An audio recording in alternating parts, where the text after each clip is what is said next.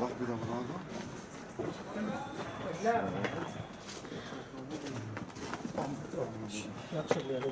Kalk hadi.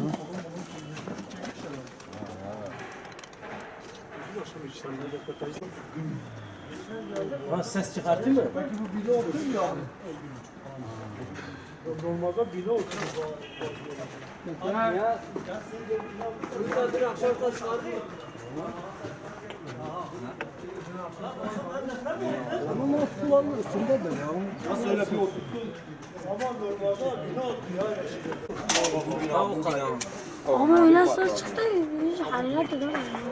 Hem şey bu tarafı. Şey yalan bir şey.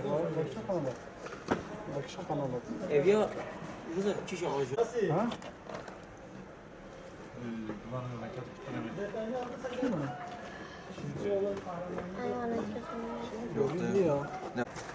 Abi hani adamdı?